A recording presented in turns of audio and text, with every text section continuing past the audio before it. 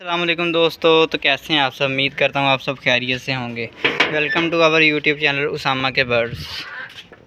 दोस्तों, पिछली वीडियो में भी जैसे कि मैंने आपको बताया है कि हमने जो है ये फ़ीड खुद तैयार की है। तो ये देखें, एक बार फिर मैं ये फ़ीड बनाकर इनके पास लेके आया हूँ। तो ये फ़ीड जो है आज हमने फार्मूला थोड़ा चेंज किया है। पहले जो फ़ीड थी वो उसकी तासीर बहुत ज़्यादा गर्म थी। अभी गर्मियाँ मज़ीद बाकी हैं, तो हमने जो है सोचा है कि अभी इनको जो है ग्रीन जो है ना, सब्ज़े का इस्तेमाल ज़्यादा करवाया जाए फ़ीड के अंदर। ये देखें ना आप, इसका कलर ग्रीन है, इसके अंदर सब्ज़ा इस्तेमाल किया है मैंने।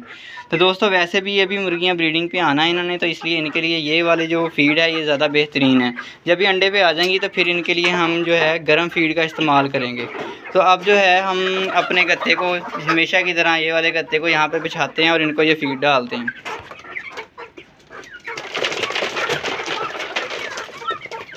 तो दोस्तों, फ़ीड खाना इन्होंने स्टार्ट कर दी है। तो ये है कि जो आहिस्ता आहिस्ता जो है ये दोबारा इस फ़ीड की तरफ आ जाएंगी। अभी जो है इनके लिए ये टेस्ट चेंज हो गया। पहले इनको भिगोई हुई रोटियां डालते थे हम, तो अब जो है हमने जो है पैटर्न अपना चेंज कर लिया। मौसम तब्दील हो रहा है, इस वजह से इनकी फ़ीड भी हमने चेंज कर दिया। तो दोस्तों, अब आपने भिगोई हुई रोटियां इनको नहीं देनी। आगे से आगे सर्दी का मौसम आता जाएगा और भिगोई हुई रोटियां इनके लिए बिल्कुल भी फ़ायदेमंद नहीं है, उल्टा नुकसान हो जाएगा आपके बर्ड्स का। तो उनको ठंड लग जाएगी और वो टांगों से बैठना स्टार्ट कर देंगे। तो इस वजह से अब आपने भिगोई हुई रोटी का इस्तेमाल बिल्कुल नहीं करना। अब आपने रोटी को जो है रोटी के छोटे छोटे टुकड़े कर लेने, जैसे चूरी बनाना कहते हैं, वो चूरी आपने इनको डाला करनी है, वैसे रोटी भिगोकर नहीं डाला करनी। और इसका फ़ीड का सबसे ज़्यादा फ़ायदा ये है कि बहुत इकनॉमिकल है, बहुत ही आसान और बहुत सस्ती चीज़ें जो हैं आपके घर में मुयस्सर होती हैं, उनसे फ़ीड तैयार की है हमने। अभी हम इस पर मज़ीद काम कर रहे हैं। जैसे ही हमारा ये तजर्बा कामयाब होगा तो हम आपके साथ इसी चैनल पर इसको मज़ीद आपके साथ शेयर करेंगे, बनाने का तरीका भी शेयर करेंगे इसका, और इसका जो मटेरियल इंग्रेडिएंट्स हैं वो भी आपके साथ शेयर करेंगे। और अब जैसे ही अंडों पे आएंगे, इन सर्दियों तक हमने इनको रखना है, उसके बाद हमने इनको ऐसे ही सेल कर देना है। और हमने जो है नए जो बर्ड्स डालने हैं वो हमने तकरीबन, यहाँ पर गुंजाइश हमारे पास काफ़ी ज़्यादा है, तो हम तकरीबन 100 से लेकर 150 तक डालेंगे। इन्हीं के पैसों में से इनके जो पैसे होंगे वो सारे के सारे हमने इन्वेस्ट कर देने हैं। ये मुर्गियाँ हमने सेल करनी है, मुर्गे भी सेल कर देने हैं। और इस टाइम में इंशाल्लाह अभी इनका अगर हम अंडों की बात करें तो तकरीबन 1 से 1.5 माह और लेंगे, ये अंडे देने पे आ जाएंगी मुर्गियाँ। कुछ मुर्गियाँ ज़्यादा छोटी हैं, खैर वो तो नहीं, लेकिन जो बड़ी मुर्गियाँ हैं वो 1.5 माह तक अंडे देने पे आ जाएंगी। ये सर्दियाँ तो हम इनके अंडे खाएँगे। जैसे ही सर्दी का सीज़न ख़त्म होने का शुरू होगा तो हम इन सब को एक ही दफ़ा सेल कर देंगे। इनमें से जो अच्छे पीस होंगे वो हम रख लेंगे, जो हेल्दी पीस होंगे वो हम रख लेंगे। जो मेरे ख्याल से रखने का फ़ायदा नहीं है, वो फिर बीमारी आ जाती है जब मुख्तलिफ बर्ड्स लाते हैं ना हम, एक से दूसरे को लग जाती है। इसलिए इनको इकट्ठा ही एक ही दफ़ा इनका स्वाहा करेंगे।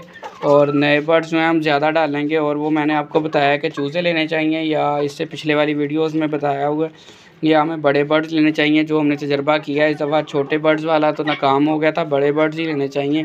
तादाद को नहीं देखना चाहिए कि मेरे यार इतने में सिर्फ इतने 5 आएँ या 6 आएँ और इस तरह मुझे 20 मिल जाएंगे और मैं पाल लूँगा। वो नहीं पलते, उनकी वैक्सीनेशन होने वाली होती है, उनमें इम्यूनिटी नहीं होती और बड़े मसले मसाइल होते हैं। उनको मौसम की रेजिस्टेंस आपको उनको नहीं होती उनके अंदर कि वो पल सकें, गर्मी बर्दाश्त कर सकें, सर्दी बर्दाश्त कर सकें।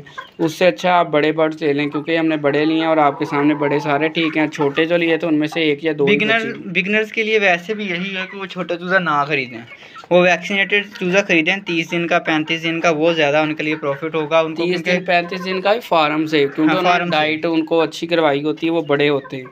अगर किसी घर से 30 दिन का लेंगे तो वो छोटा सा ही मिलेगा आपको, वो फ़ायदा नहीं है। आप फार्म से ख़रीदें, डायरेक्ट ख़रीदें, या फेरी वाले जो सेल कर रहे होते हैं उनसे बड़े ख़रीद लें, 20 ख़रीद लें, 30 ख़रीद लें। इस तरह आगे से आगे आप इनको सेल करते जाएँ और अपना छोटे से लेवल का कारोबार को बढ़ाते जाएँ। ये हमने अभी इसमें हमने तकरीबन 8-9 हज़ार के बर्ड्स डाले थे, जिसमें से फ़िलहाल तो यही बचे हैं, बाकी सारे तो मर गए, कुछ ये बच गए हैं।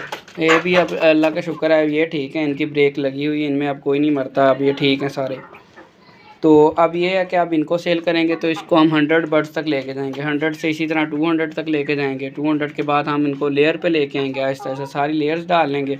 लेयर्स का आपको पता है कि उनके अंडों की जो सलाहियत होती है वो बहुत ज़्यादा होती है, साथ हमें तब तक तजर्बा भी हो चुका होगा। तो इस तरह से हम अपने से कारोबार को बढ़ाते रहेंगे। साइड बिज़नेस भी है, टाइम पास भी है, शौक़ भी है हमें बर्ड्स का। तो हमारा सारा कुछ पूरा हो रहा है। अगर हम सोचें इससे हम पता नहीं क्या बन जाएंगे, तो वो तो नहीं बनने वाले।